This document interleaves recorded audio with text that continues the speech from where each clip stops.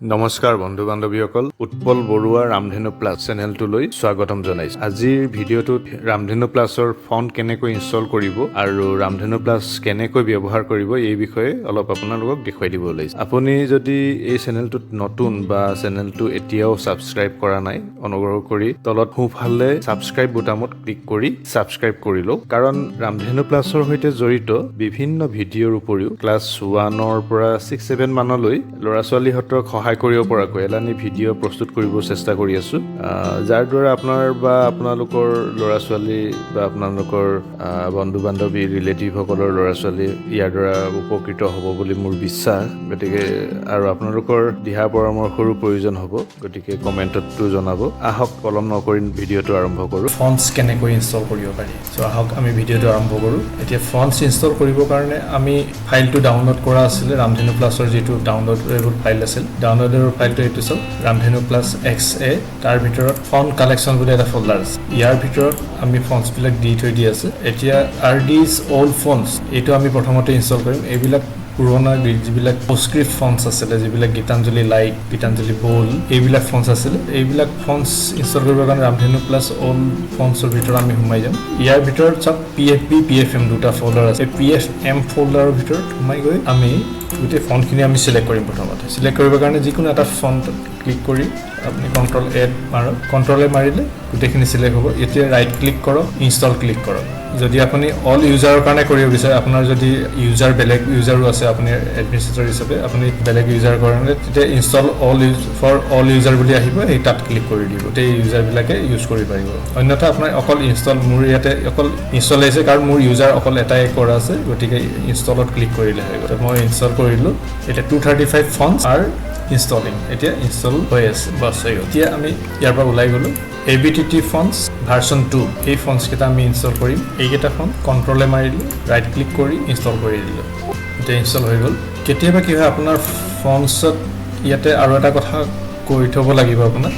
ধৰক ৰামধেনু ফন্টছ অলৰেডি আপোনাৰ ইনষ্টল হৈছে আৰু কিবা কাৰণে আপোনাৰ কৰাপ্ট হৈছে বা কিবা কাৰণে আপোনাৰ ফন্টছবিলাক অহা নাই, দেখুওৱা নাই, আপুনি ৰিইনষ্টল কৰিব বিচাৰে আনইনষ্টল নকৰাকৈ, তেনেহ'লে আপোনাৰ কি হ'ব, আপুনি আকৌ ছেইম প্ৰচেছ কৰিলে ৰামধেনু অল্ড ফন্টছত গুচি গ'ল, PFMত গুচি গ'ল, Ctrl+A মাৰিলে, ৰাইট ক্লিক কৰিলে, ইনষ্টলত ক্লিক কৰিলে। কিন্তু কৰিলে কি হ'ব, এতিয়া চাওক, the Abhushan bold font is already install, do you want to replace it? Yes, আমি সেইটো ৰিপ্লেচ কৰিম। এতিয়া ইয়াতে কি কৰিম, প্ৰতিবাৰে এইটো য়েছ কৰি দিয়াৰ লগে লগে আকৌ আহিব, নেক্সট ফন্টটোৰ কাৰণেও আহিব। গতিকে আপোনাৰ do this for all current items কৰি য়েছ কৰি দিব। তেতিয়া আমি আগৰ ফন্টবিলাক ৰিপ্লেচ হৈ যাব। ৰিপ্লেচ হ'লে ফন্টছবিলাক ইনষ্টল হ'ব। মই এতিয়া ইয়াত ষ্টপ কৰি দিছোঁ, অলৰেডি ইনষ্টল আছে যেতিয়া। এতিয়া নেক্সট হ'ল আপোনাৰ ABC ফন্টছ আছে। ABC ফন্টছকেইটা আমি স্পেচিয়েলি বনাইছিলোঁ আপোনালোকৰ সুবিধাৰ কাৰণে। ইয়াতে আপোনাৰ নিউমাৰিক ফন্টটো একেলগে আহিব, ৰাইট ক্লিক কৰি ইনষ্টল কৰি দিলোঁ। এতিয়া AB ফন্টখিনি লাগিলে কৰিব পাৰে, AB ফন্টখিনিও আছিলে, ইনষ্টল কৰি দিলোঁ। আমাৰ ইনষ্টলেশ্যন হৈ গ'ল। আমি ৰামধেনু প্লাছত এটা বস্তু দিয়া আছে, আপোনাৰ মেজিক ফন্ট ইনষ্টলাৰ এইটো ইনষ্টলাৰ হয়। এইটো আপুনি ডাবল ক্লিক কৰিলে ইনষ্টল ফন্টছ কৰি দিলে আমাৰ ৰামধেনু ফন্টছ ইনষ্টল হৈ যাব। গতিকে এইটো দি কৰিব পাৰে। এবাৰ ইনষ্টল কৰাৰ পিছত আপুনি ইনষ্টল মাৰি দিলে 493টা ফাইলছ আছে, 243 ফন্টছ ইনষ্টল। এইখিনি অলৰেডি আমি ইনষ্টল কৰা ফন্টছখিনি এতিয়া আকৌ ইনষ্টল হৈছে ইয়াতে। এতিয়া আমি পেজমেকাৰ উলিয়াইছোঁ, পেজমেকাৰ টাইপ কৰি চাম। পেজমেকাৰটো উলিয়াইছোঁ এইকাৰণে, পেজমেকাৰটো যাবৰ কাৰণে সুবিধাজনক হয়, বেছিভাগ প্ৰেছত পেজমেকাৰো থাকে। ৰামধেনুৰ এতিয়া দুটামান কথা মই ইয়াতে কৈ থ'ম। ইয়াতে লেংগুৱেজ মেনু আছে। লেংগুৱেজ মেনুত আছে Assamese, Bengali phonetic, language, Satyajit, Assamese smart phonetic, Hindi phonetic, Hindi linguistic, বনলাই, কনচেপ্ট, হিন্দী স্মাৰ্ট ফনেটিক, এইবিলাক কীবৰ্ড লেআউট, এইবিলাক বিভিন্ন ধৰণে কীবৰ্ড লেআউটবিলাক থাকে। আপোনাৰ কাৰণে যিটো সুবিধা হয়। আদাৰ ফন্টছত সত্যজিৎ ফন্টবিলাক আপুনি ইয়াতে ইউজ কৰিব পাৰে, টাইপ কৰিব পাৰে, এডিট কৰিব পাৰে। আৰু ছেটিংছত আছামিজ, বেংগলী, যিটো লাগে ABC font, Ramdhenu font, Satyajit font, Assamese Unicode font, MS Word mode. MS Word মোডটো আপোনালোকৰ এতিয়াৰ সদ্যহতে দৰকাৰ নহয়, ৰিচেণ্টলি এইটো গুচাই দিম। কাৰণ MS Word মোডটো দৰকাৰ হৈছিল উইণ্ডোজ XP কাৰণে, এতিয়া দৰকাৰ নহয়। এইটো পেজমেকাৰ মোডত, এণ্টি মোডত থাকিব। মেক্সিমাম পেজমেকাৰ মোডত চলিয়ে যায়, আৰু নচলিলে আপোনাৰ এডব CS মোডত টাইপ কৰিব। যদি কিবা কেৰেক্টাৰ অহা নাই, এডব CS মোডত কৰি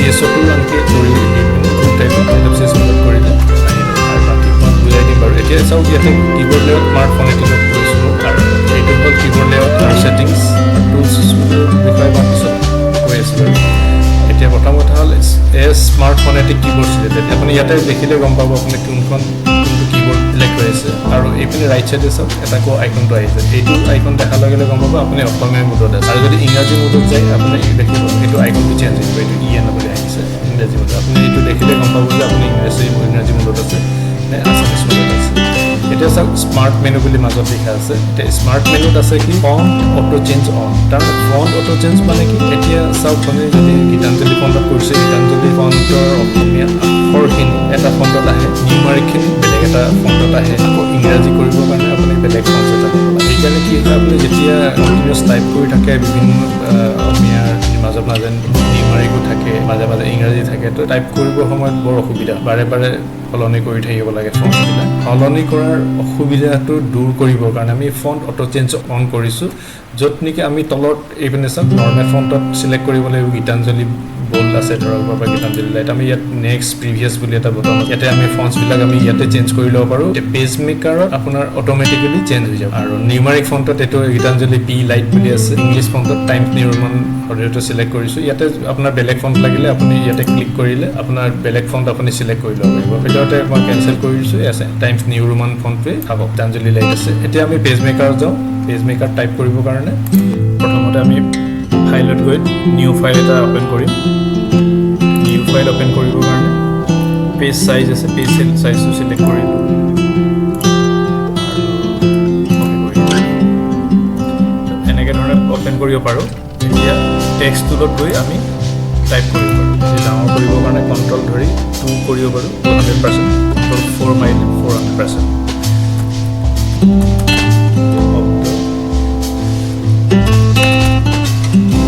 এতিয়া মই এটা আপোনালোকৰ কাৰণে এটা ফাইল অলৰেডি বনাই ক্ৰিয়েট কৰি থৈছোঁ যিটো মই ৰামধেনু ক্লাছৰ সুবিধাখিনি মই দেখাই দিব পাৰোঁ ইয়াতে ভালদৰে কিতাপৰ পৰা আনি থৈছোঁ এইখিনি চাই টাইপ কৰিম ইয়াতে মাত্ৰ মই এড কৰিম জনমভূমি এইটো প্ৰথম এইটো শব্দ আছে ইয়াৰ অৰ্থখিনি দি আছে আৰু ইংৰাজীটো অৰ্থটো দি আছে প্ৰতিটো মই নাম্বাৰ ৱাইজ কৰি যাম 1 নম্বৰ 2 নম্বৰ কৰি আপুনি চাব মই এতিয়া প্ৰথমতে দিলোঁ 1 নম্বৰ দিলোঁ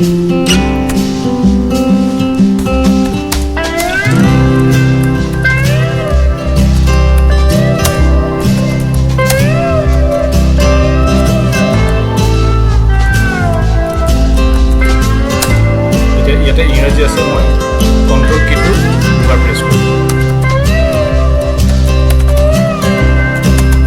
ইংৰাজীলৈ কনভাৰ্ট হ'ল ইংৰাজীখিনি টাইপ কৰি এতিয়া অসমীয়া টাইপ কৰিবৰ কাৰণে আকৌ কণ্ট্ৰলটো দুবাৰ প্ৰেছ কৰিম এতিয়া অসমীয়ালৈ আহিব